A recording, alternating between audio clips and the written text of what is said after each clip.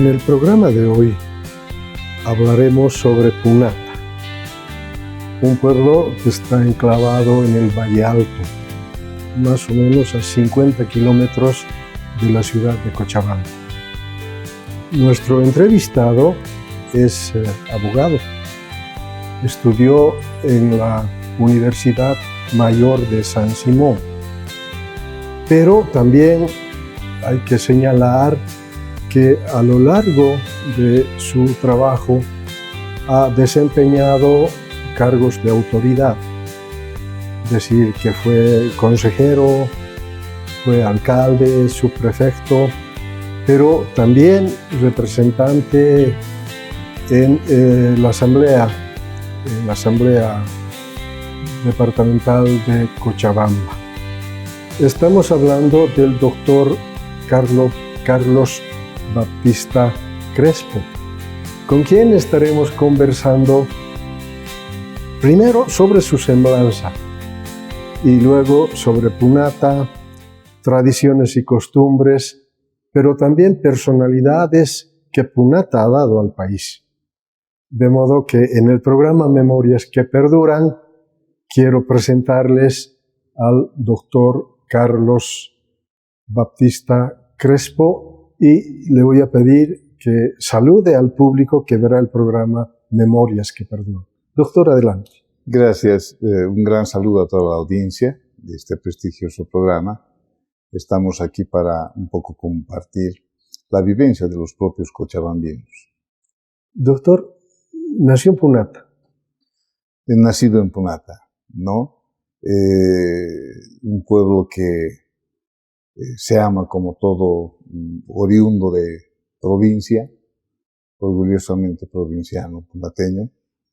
Y bueno, ahí tenemos enraizado la familia, la costumbre, los hechos, la aventura, la historia del ser humano que proviene de cada una de las provincias y van migrando, ¿no?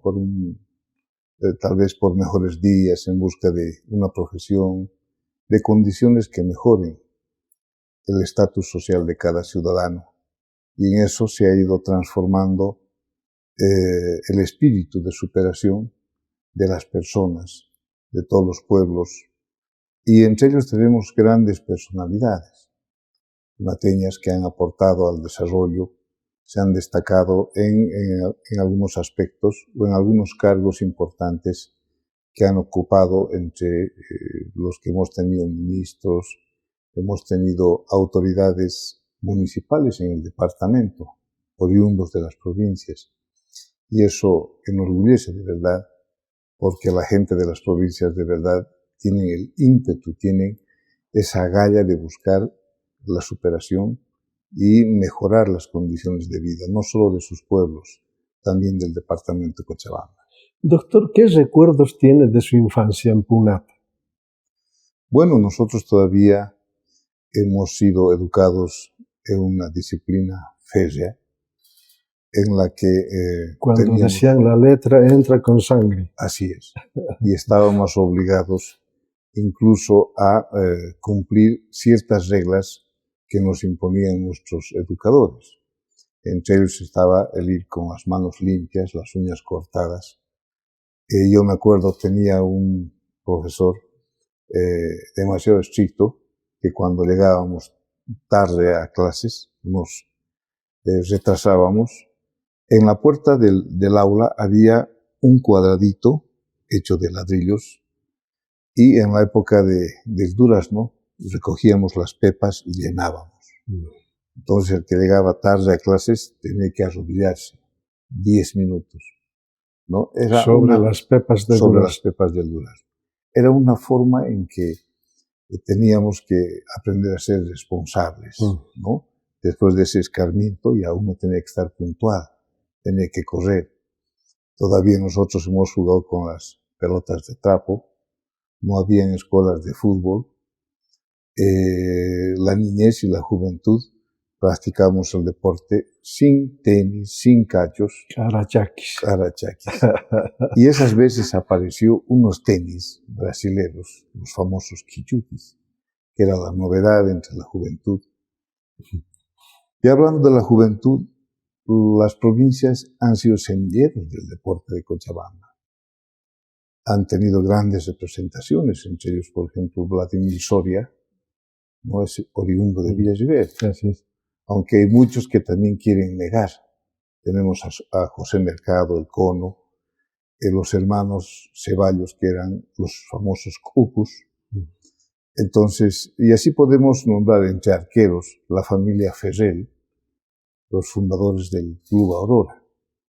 Entonces, se han destacado, han ido penetrando dentro de los clubes profesionales. Y de esa forma se ve nomás de que nos ha servido de mucho la disciplina rígida que nos dieron nuestros padres, nuestros educadores, a quienes siempre les recordamos con mucha nostalgia, ¿no? Porque gracias a esa gente es que hay ciudadanos de bien, hay gente profesional, y eso es lo más destacado de la niñez, la juventud, y siempre estaba entre la niñez y la juventud ciertos aspectos que hoy ya no valoriza nuestra niñez y la juventud. No existen valores. Hoy hemos visto de que el sentimiento del hijo al padre es lamentable, es muy vulnerable, ¿no? Entonces, a veces cargado hasta de odio, de venganza, y eso antes no se veía. Los papás eran severos. Cuando nosotros incurríamos las reglas, los profesores igual. Entonces, jamás hemos tenido ese sentimiento a veces de mirarle feo a nuestro profesor o a alguna persona que nos reprendía o nos orientaba. Siempre ha sido con agradecimiento. Y de esa forma, yo creo que muchos pueblos han ido formando generaciones en las que ahora tienen ciudadanos profesionales de bien. Y esa es la forma en que deberíamos un poco tratar de recuperar. No sé, yo creo que hay cosas que en las políticas públicas del país deben ser modificados. A mí me parece que hay que leer la ley Avelino Siña, ¿verdad? Hay que tratar de buscar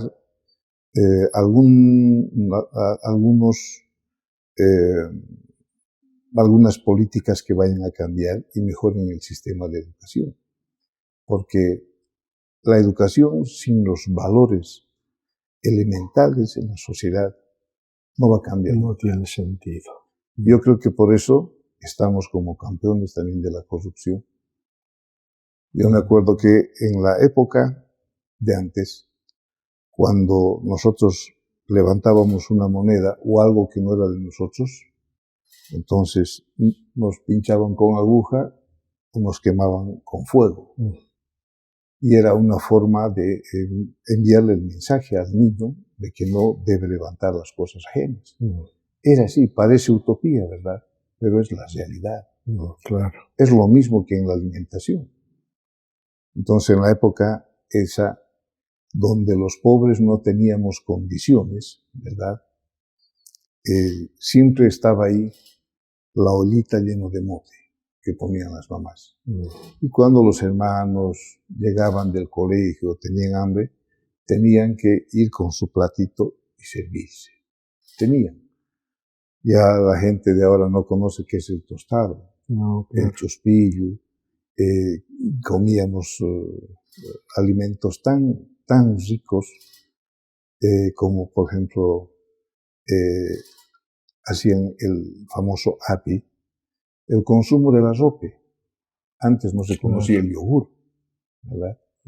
Entonces la pizarra, un producto hecho de la quinoa, hacían del maíz patillo, lo llamaban al maíz negro, y el tostado venía del maíz blanco, ¿no? Entonces, esa era básicamente la alimentación. Y la juventud, ¿qué buscaba? A veces, la aventura misma no era malintencionada. El famoso cuqueo, era cuquear, ¿verdad? Entonces, los jóvenes salían en busca del famoso huiro, que era el tallo de la planta de maíz, a buscar tuna, a buscar pera, durazno y de esa forma. Pero también el riesgo era de que cuando se le pillaba al joven, ¿no es cierto?, sustrayendo una de esas frutas de alguna huerta, entonces el dueño de la huerta se enteraba, iba a la casa. Se enteraba el papá y ahí tenía no más que rendir cuentas por su aventura, ¿no? Claro. Esa era una forma en que se vivía en los pueblos. Son tradiciones que a veces la gente al escuchar puede pensar que es algo irreal. ¿Qué pasaban con las niñas, con las damas? En esas épocas, ver o ir y acortejarla a una dama, con solo mirarla en su puerta o que le mire de su ventana era un gran logro, ¿verdad?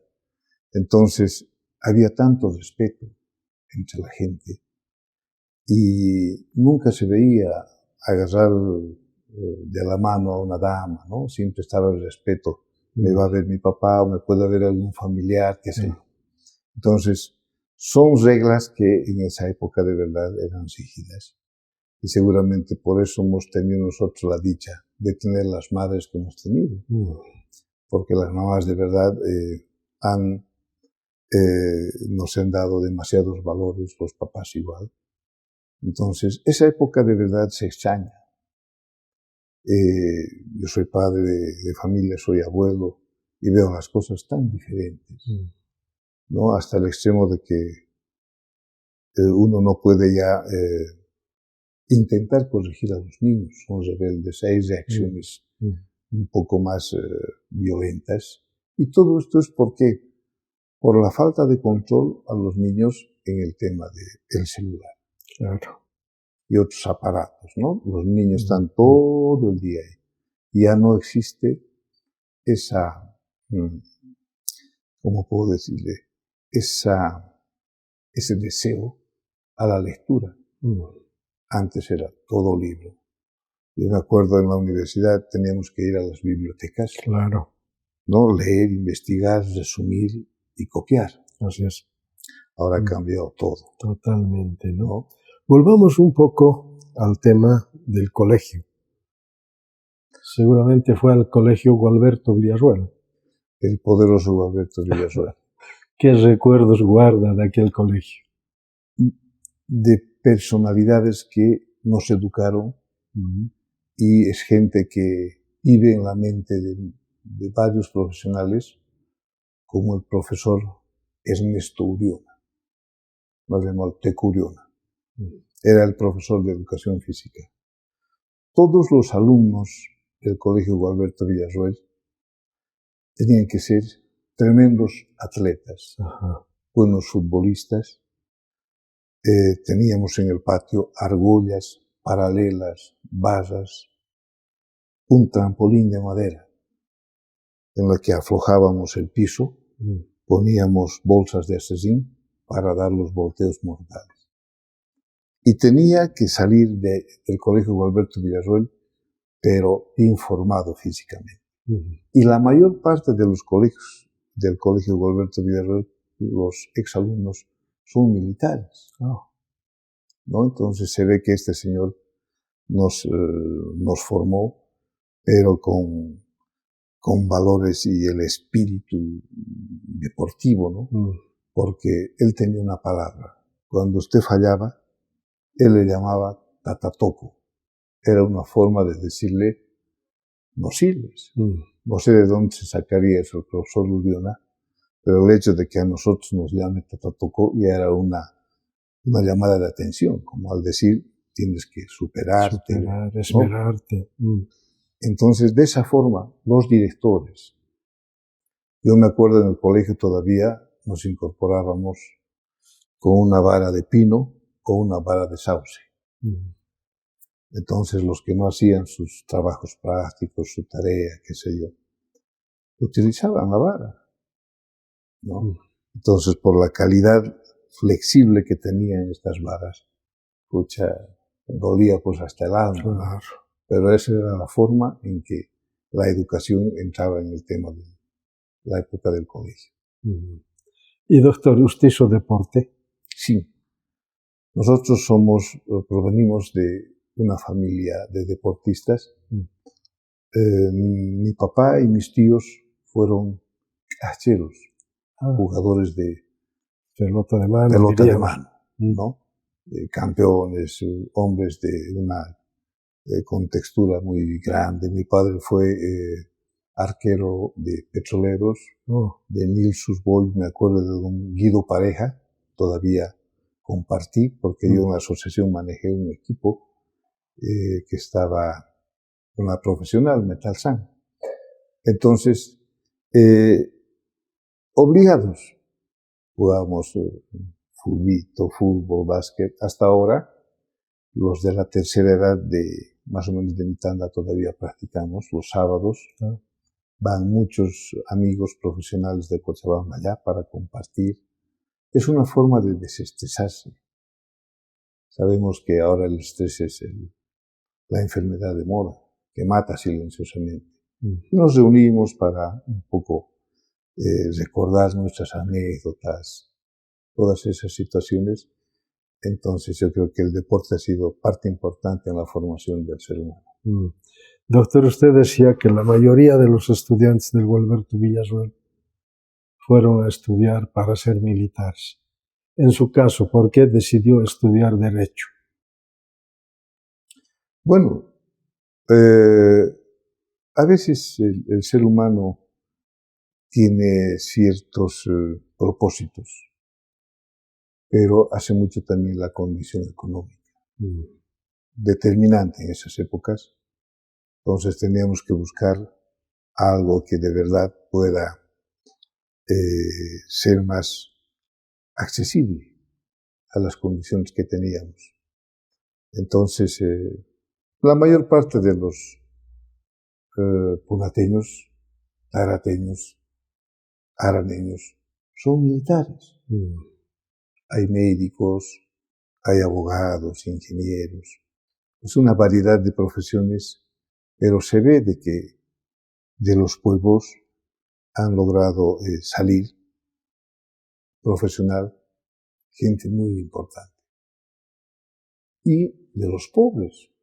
Yo le digo, habían estudiantes tan pobres que no tenían hoja para escribir. Entonces teníamos que sacarle una carpeta, prestarle unas 3 hojas, 5 hojas, qué sé yo. Y a veces cuando ellos vienen, se amargan, lloran, se acuerdan, entonces en vez de hojas, tiene que poner pues unas 2 machujarras para compartir con los amigos, los excompañeros, ¿no? Esa es la forma en que se puede retribuir lo que uno ha pasado en el tema de la pobreza. Para mí, la pobreza es digna. Yo creo que es no la maldición, yo diría la pobreza, es la condición que Dios le da a uno para superarse, para ser grande. Esa es la forma que a veces hay que tomar la vida. Y porque de no ser así, lamentablemente, ¿dónde estaríamos nosotros? Seguramente abandonados por algún lugar, ¿no?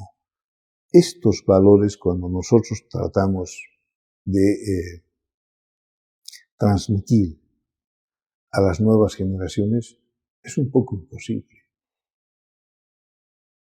La niñez y la juventud no tienen la paciencia de escuchar, de asimilar. Si usted ve a cualquier reunión que vaya, incluso cuando se está compartiendo los alimentos, lo más importante es el celular. Y antes no era así.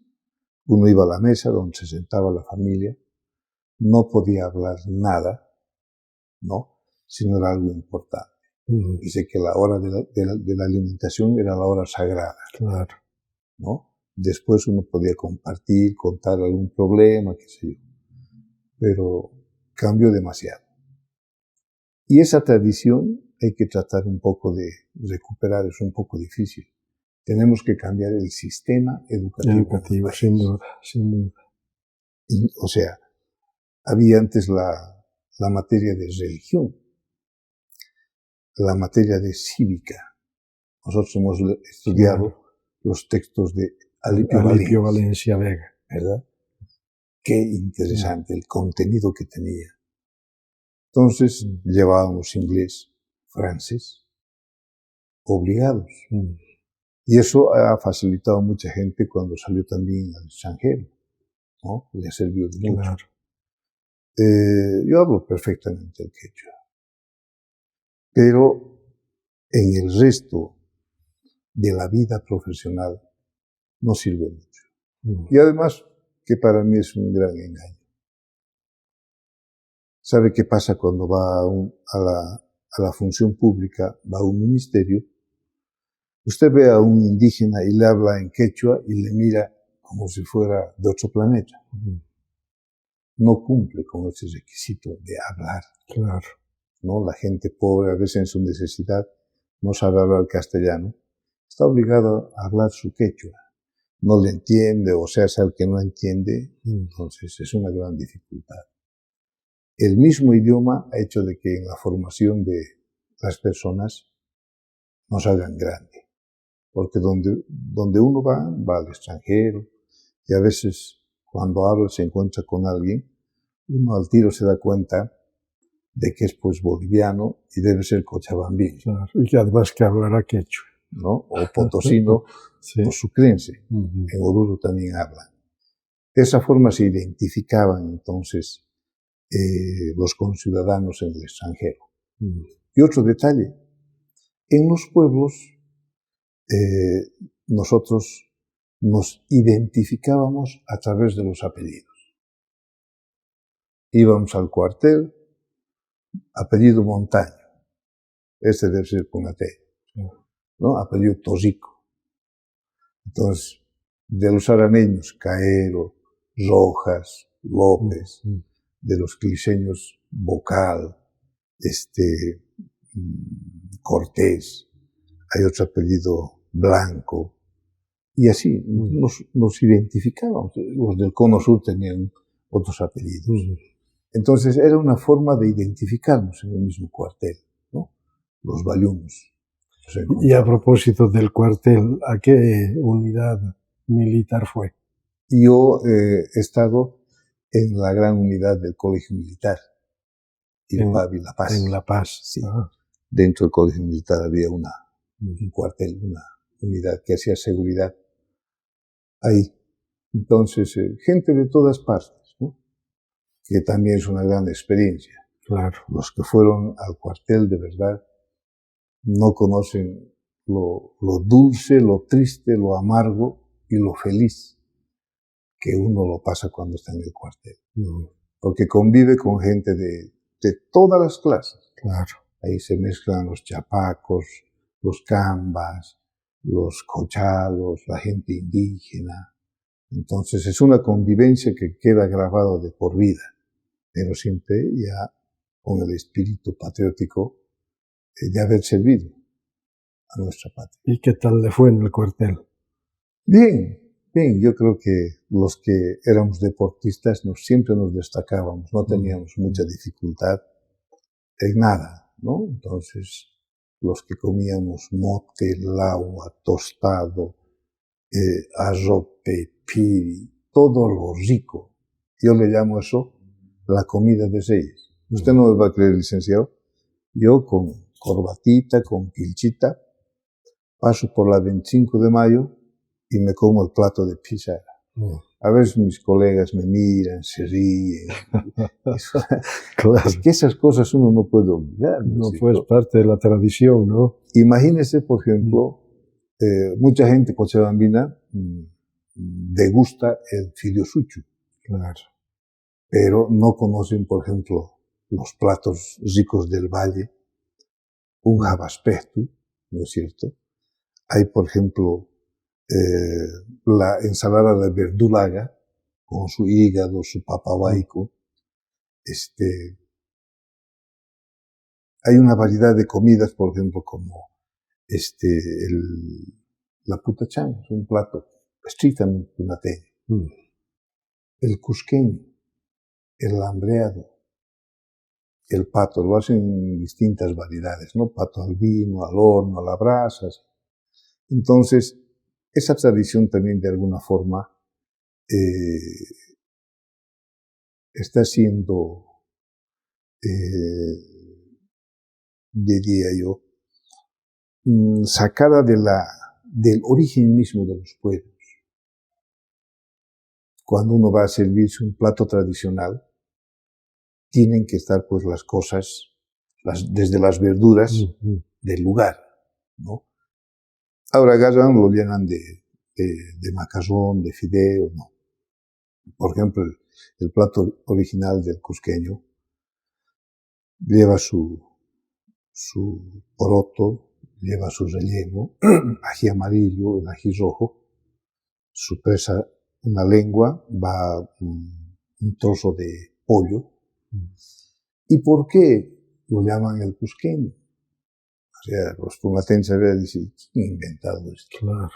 Cusqueño, nosotros somos pumateños.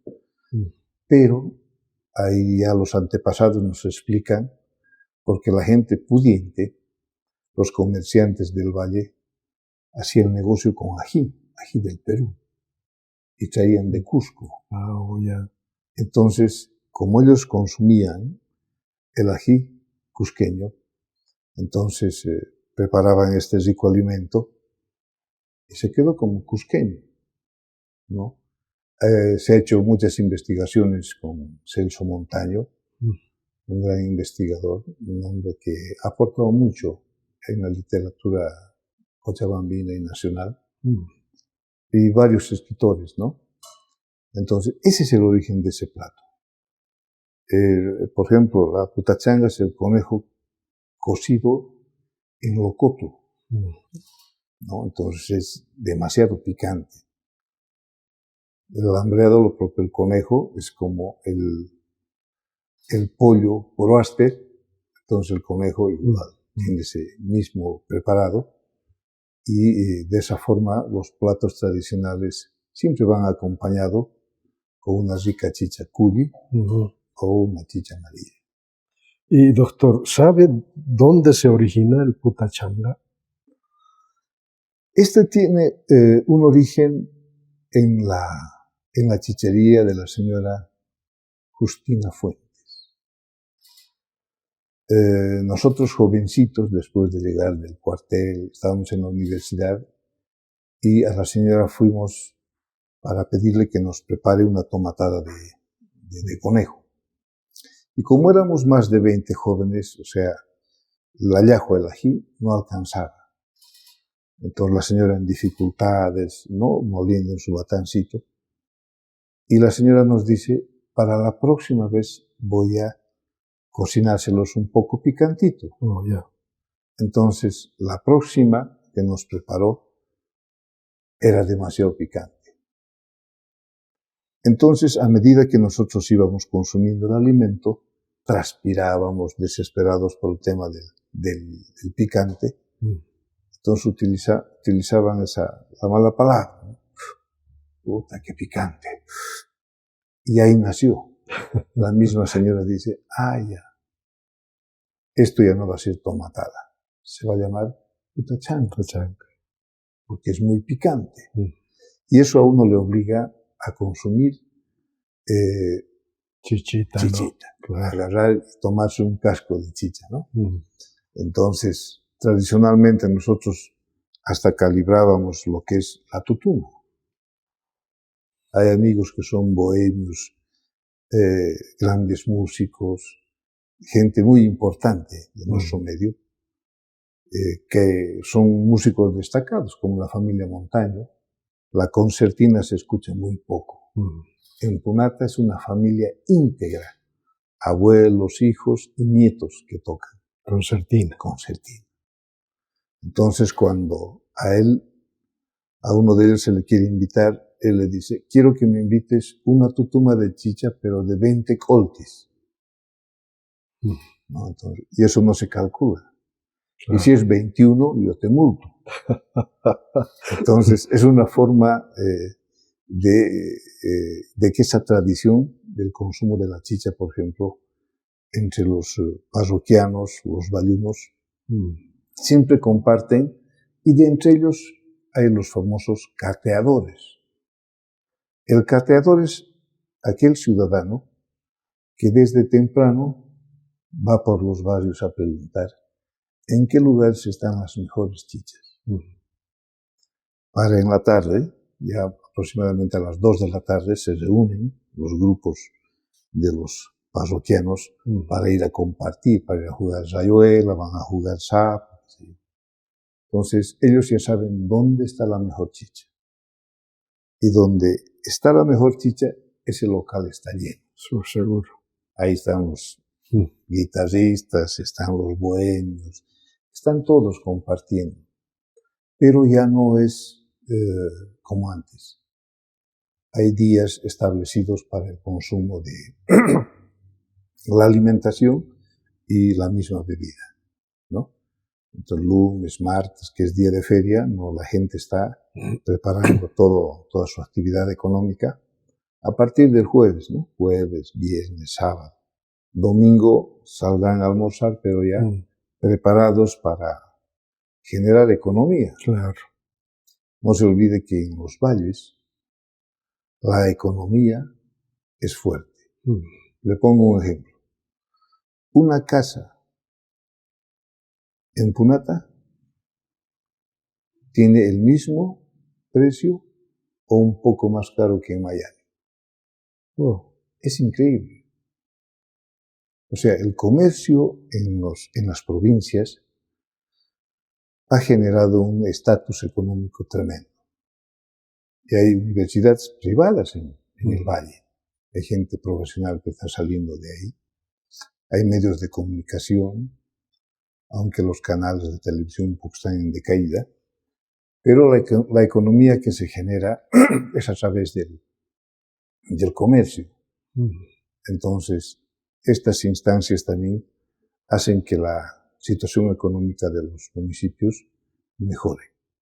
Hacen grandes construcciones, pagan su impuesto, contribuyen al desarrollo. Entonces, se genera una economía saludable en cada municipio. Eso se queda ahí para sus obras, pero no tenemos una planificación para mejorar el desarrollo humano. Eso es lo que falla. Todo puede desarrollar, lógicamente, pero cuando no está planificado la parte del desarrollo económico o desarrollo humano, flaquea. Podemos tener grandes avenidas, pero el tema del desarrollo humano es importante. No, sin duda. Doctor, hablemos de su actividad como abogado. Terminada la universidad, ¿vuelve a Punata para ejercer su profesión? Sí, yo vuelvo a mi pueblo y lamentablemente en ese interín me invitan a ser autoridad municipal con un grupo de líderes que eran muy jóvenes, muy jóvenes. Antes no había esto de los famosos sueldos o dietas. Nosotros todavía entramos como municipios, ¿no? De verdad, el alcalde y los que eran municipios trabajaban ad honorem. Y los municipios que tenían un poco de dinero, sí, tenían su reconocimiento económico. Entonces, teníamos iniciativas para buscar desarrollo. Esas veces habían las famosas corporaciones de desarrollo de Cochabamba, Cordeco. Me acuerdo de su presidente, el ingeniero Federico Díez de Medina, y el gerente de Cordeco era el doctor Alberto Rodríguez Méndez. Entonces nosotros fuimos a visitarles, a pedirles que nos ayuden a Punata. Construyeron una avenida, la avenida del cementerio, y fue con recursos de Cordeco, porque nosotros no teníamos ni para poner contraparte para el combustible. Y el sacrificio que hacíamos es que los maquinistas, los operadores, el personal, sea bien atendido, ¿no? Con el tema de la alimentación. Y así se ha ido buscando desarrollo. En Punata lo único que nos falta es un helipuerto. porque el sistema de transporte también es de primera, ¿no? Hay vehículos último modelo y tiene el sistema de transporte que usted quiere. Taxis, hay trufis, hay micros, hay de todo.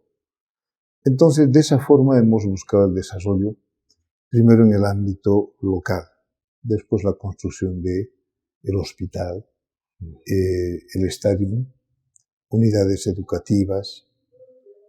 No hemos descuidado el sector rural.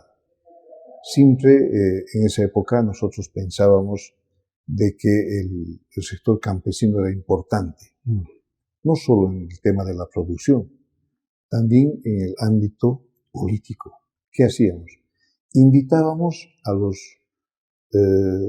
compañeros del agro, más destacados, dirigentes sobresalientes, para que compartan con nosotros y sean concejales, sean municipios, participaban. No éramos muy excluyentes como ahora. Ahora uno tiene que andar con chuspa, con leque y con jotas, ¿no? Porque si usted va de corbatita y saco, queda medio raro. Claro. Y se excluye. Antes no. Entonces, de esa forma hemos ido buscando desarrollo. Hemos tratado de construir, por ejemplo, un hospital oncológico en Tolata. Nos faltó tiempo. A los vallealtinos nos faltó tiempo, ¿por qué?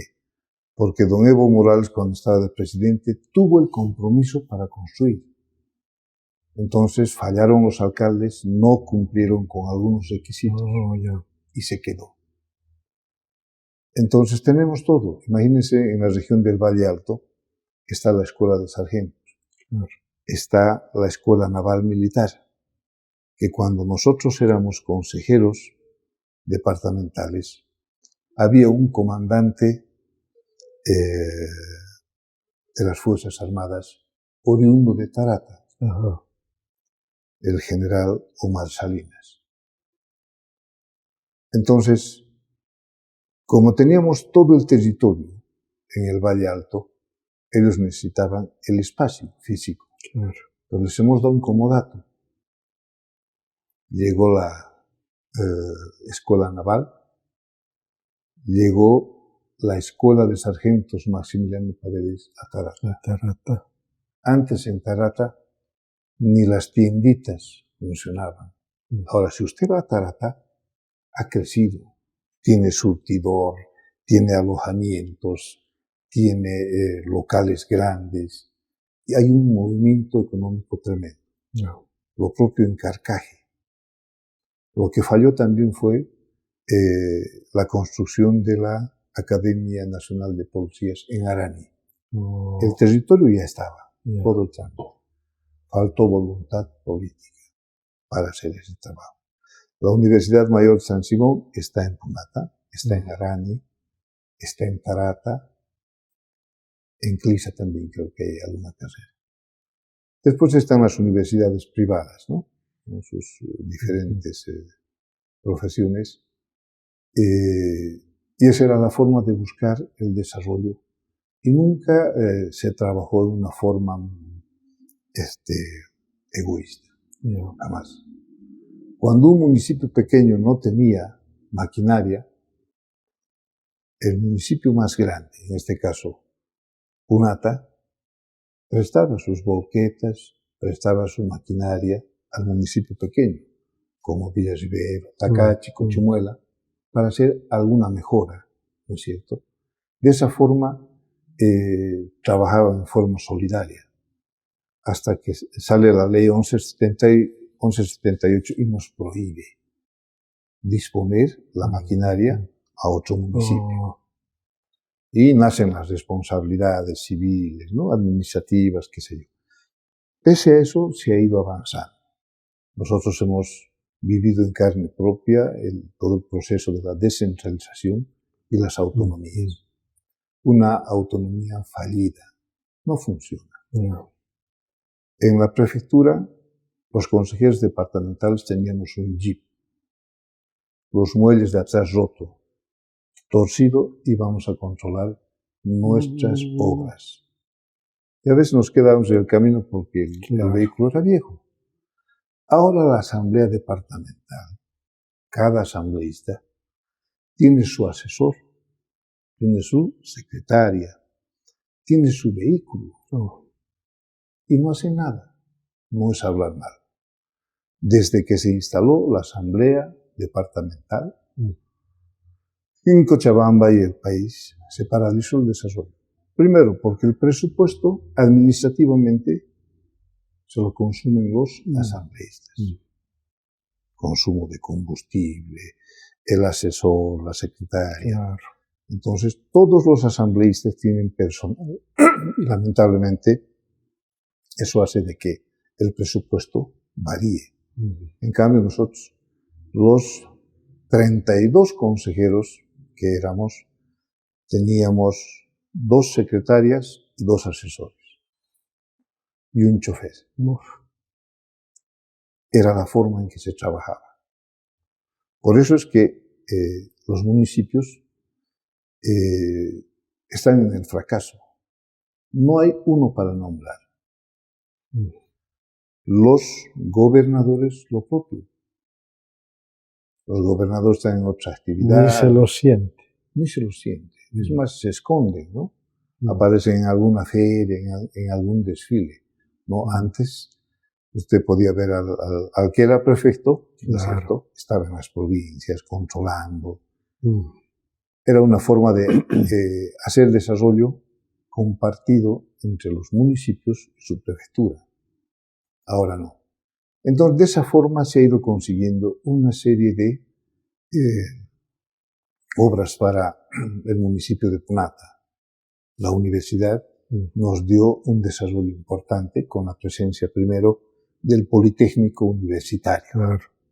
Después fueron otras carreras. Ahora ya tenemos facultades. Y el pueblo de Punata, por eso, en agradecimiento a un gran hombre generoso con su pueblo, puso el nombre de la facultad en Punata del doctor Alberto Rodríguez Méndez. Y con orgullo nosotros, porque nunca nosotros pensábamos, ¿y cómo construimos la universidad? Era ladrillo tras ladrillo. Hicimos una campaña por radio y televisión. La gente traía su billete, su moneda. El pobre traía su ladrillo. Traía un manojo de clavos. Y así hemos construido la universidad. Entonces, yo creo que el sacrificio que hizo la generación en las que nos tocó ser autoridades, hemos trabajado pero con el entusiasmo y el amor por la tierra. Porque lamentablemente, si uno ocupa un cargo, tiene que destacarse. El que se hace elegir en algún cargo y no cumple su función y va a calentar el asiento, es una pena. Y es lo que ocurre en todos los municipios, ¿no? El diputado aparece en el aniversario, o el diputado aparece cuando hay una reunión importante agarrado de su vaso de whisky, ¿no? Entonces, esa no es la forma de trabajo. Desde los municipios tiene que generarse el desarrollo de una forma pero solidaria. En la región del Valle Alto, desde el año 2000 hasta el 2008 más o menos, se ha trabajado de esa forma, ¿no? La entrada a Clis antes era un caminito de 7 metros. Sí, pues, angustito. Punata hizo una avenida doble vía con ciclovías. Entonces, los compañeros de Clisa nos decían, y nosotros somos centenados, ayúdenos. Claro, ¿cómo no? Yo me acuerdo cuando el prefecto era el doctor Alfonso Camacho, tarateño. Dice, todos los municipios tienen avenidas. ¿Y cuándo va a haber avenida para mi pueblo? Y la respuesta era, doctor, cuando usted pida. Claro. Y nos llevó a una feria de comida tradicional. Y de verdad, la avenida era llena de ripio, de tierra. y construimos. Hicimos un camino de Tolata que sale directamente a Sacaba. Otro camino alterno que buscamos fue Tiraque a Guise, ¿no? Y de esa forma se ha ido construyendo incluso una ruta turística que entra por Clisa, Villa Rivero, Punata, Arani. Por ejemplo, la avenida que tiene la Avenida Libertadores de Punata hacia Arani es doble vía. Gracias a al desarrollo de este trabajo de mejora en los sistemas de camino, la interconexión es más fluida incluso, ¿no? Y de esa forma se ha ido trabajando en la región del Valle Alto y en Punata. Doctor Bautista, en la presentación decía que fue concejal, fue alcalde, fue subprefecto, pero además asambleísta. ¿En cuál de estos cargos se ha sentido bien? Yo creo que en todos. En todos. En todos. ¿Por qué? Incluso cuando las autoridades de entonces no tenían personal de limpieza y alguna vez aparecíamos dentro del mercado y la gente decía, las autoridades nos han abandonado, no hacen nada, no tenemos agua, que hay mucha basura, qué sé yo. Entonces teníamos que ingeniarnos a hacer una campaña para limpiar el mercado.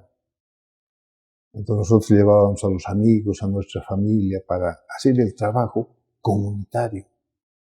De esa forma trabajábamos, veíamos, y en épocas donde de verdad existía mucho respeto. Antes, ¿quién era el subprefecto? El subprefecto era el representante del gobierno del Estado en un municipio, en una provincia. Eran autoridades provinciales. Y tenía que ser persona mayor de edad, gente de respeto, ¿no? De prestigio, qué sé yo. Y en esa época entramos gente joven.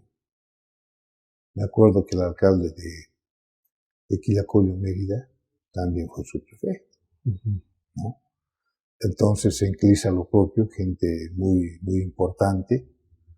Y de esa forma se buscaba el desarrollo. El subprefecto tenía que venir a molestarle al prefecto, no decirle que voy a llevar, por favor, préstenme volquetas, o no sé, regáleme material deportivo para los jóvenes. Y de esa forma el prefecto estaba obligado de ir incluso a los aniversarios, pero no con las manos vacías. Tenía que llevar cemento para hacer refacción del mismo edificio municipal, sus mercados, el hospital. Esa era la forma en que se trabajaba. Y el subprefecto era el que manejaba la PTJ, Policía Técnica Judicial. Debajo del subprefecto estaba el comandante de la policía, ¿no? Entonces siempre había el control. La policía no podía cometer excesos, cobros, arrestos, nada. Tenía una autoridad representante del gobierno que lo controlaba, estaba ahí. Entonces el subprefecto lo propio. Había un inspector de subprefecturas que recorría y recibía toda la información. Si el subprefecto fallaba, estaba en otras cosas, automáticamente lo relevaban, lo cambiaban. Esa era la forma en que se iba trabajando. Yo creo que a esta altura de mi vida yo he tenido la dicha, la satisfacción, gracias a Dios, a la misma población. 3 gestiones fui concejal, muy joven, y hemos sido concejales muy jovencitos. Me acuerdo de Marcos Tordoya Antesana. Este era del PS1. Un ciudadano que llevó mucho en la época del fascismo. Le ametrallaron a la puerta de su casa y gracias a eso su mamita quedó sorda. Pero un hombre batallador. Llegó a ser concejal a sus 22 años.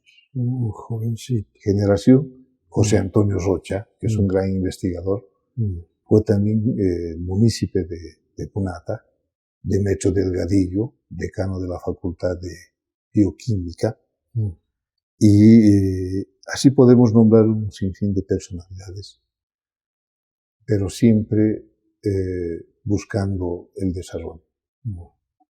Éramos de distintos partidos políticos, pero llegado el momento de tomar decisiones, había unidad. No había la mezquindad como ahora, ¿no? O sea, ahora la política es una actitud de odio, de desprecio, de obstaculización, en todo. Antes no.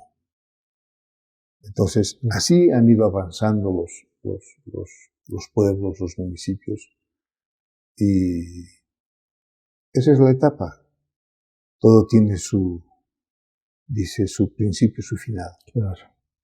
Entonces, ya al final, yo estoy ya fuera. Mi última actividad fue mi trabajo en el Consejo de la Magistratura, y de ahí decidí jubilarme, retirarme un poco para dedicarme a las actividades particulares.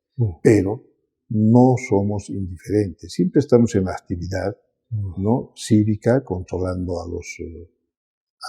las autoridades, orientándoles qué es lo que deben hacer.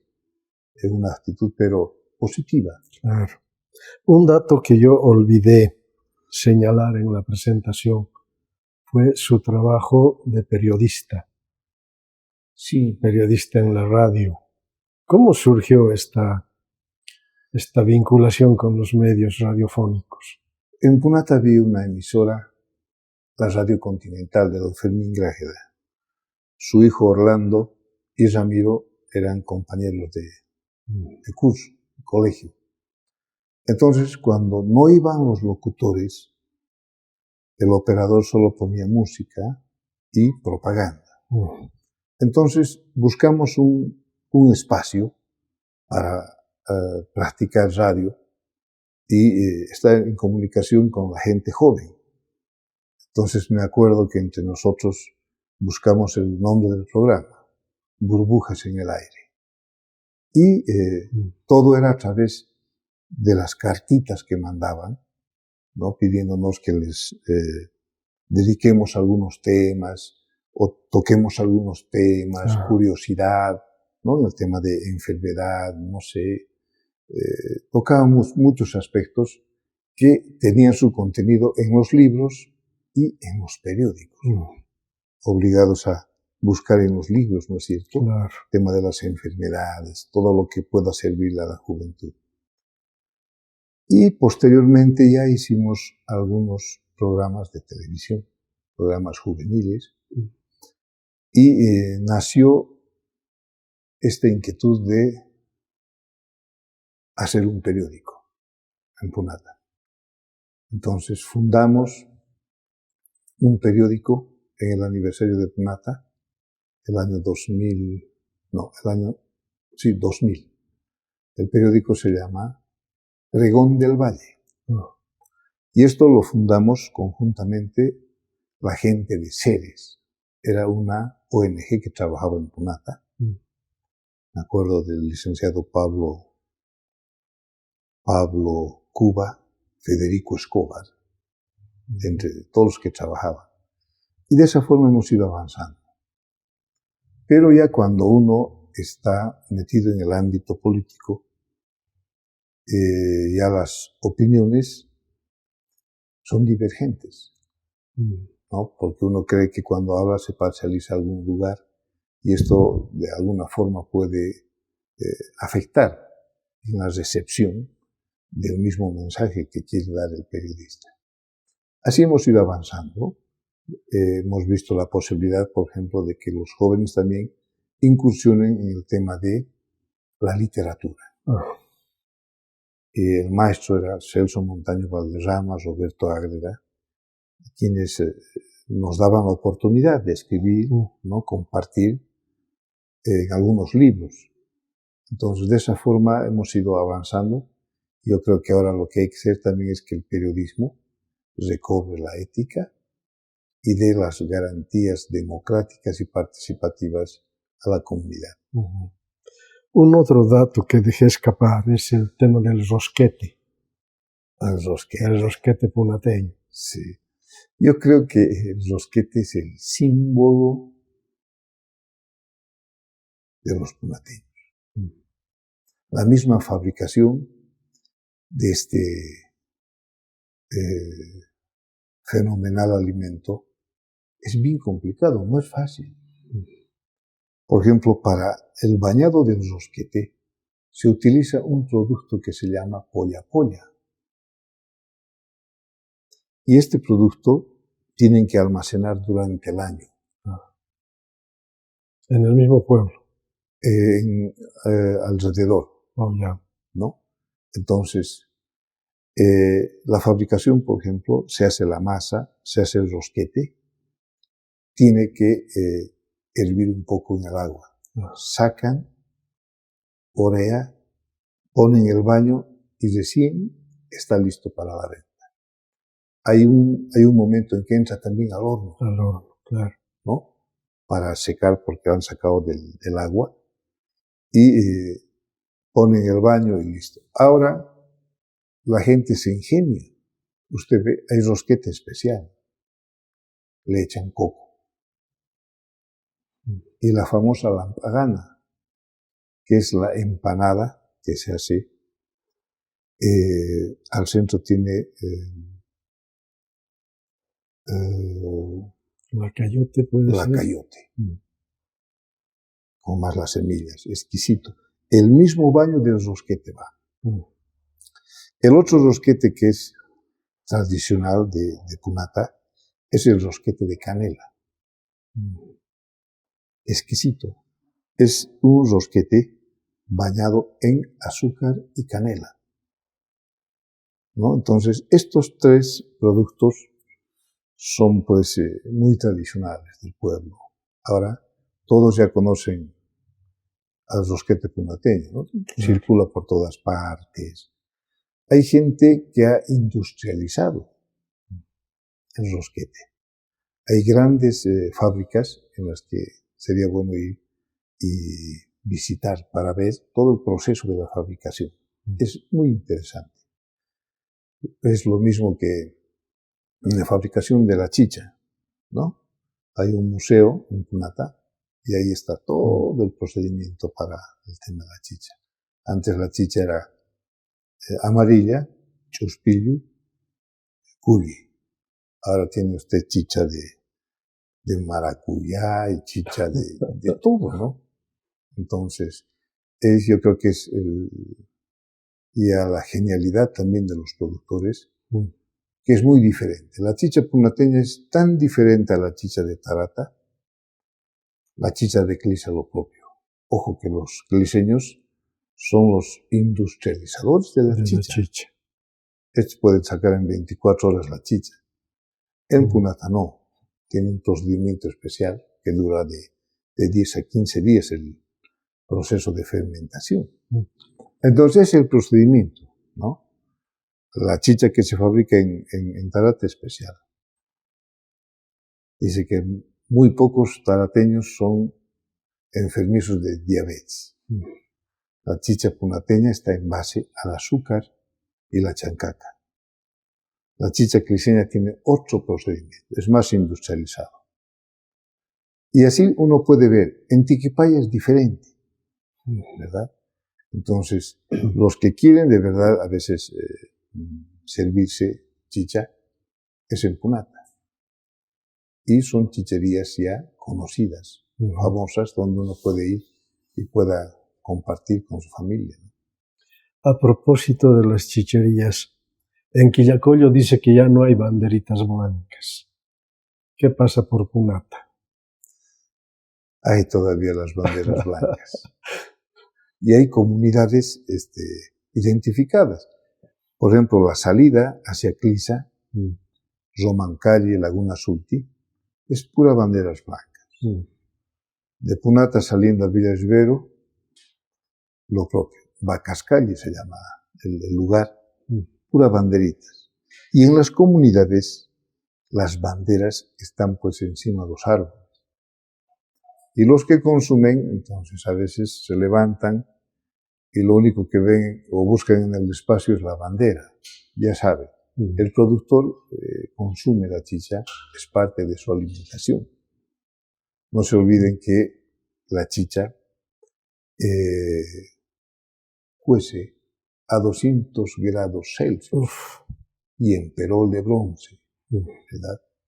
Eso mismo, los que consumen tienen el paladar ya tan selecto, saben cuando la chicha está hecha en perol de bronce o en perol de lata. Se difiere, ¿no? Al tiro en el paladar les dicen, no, esta chicha no sirve. Ellos le llaman la taja, dicen, ¿no? La taja. Y la chicha de bronce, la garantizada. Entonces, de esa forma se va identificando la calidad de las chichas en el valle. Bueno, doctor, quiero agradecerle por haber participado en el programa Memorias que Perduran. Sin duda quedan otros temas de los que tendríamos que haber hablado, por ejemplo, las personalidades, pero ya nuestro tiempo se acaba. Le pido que se despida del público, doctor. Bueno, agradecer.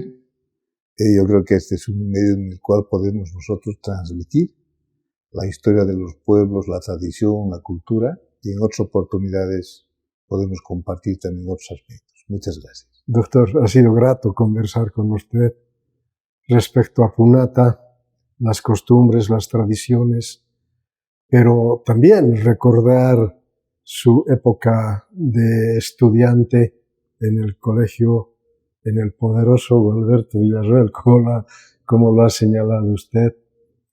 Bueno, también su incursión en la actividad política, siendo concejal, siendo alcalde, subprefecto, pero también asambleísta.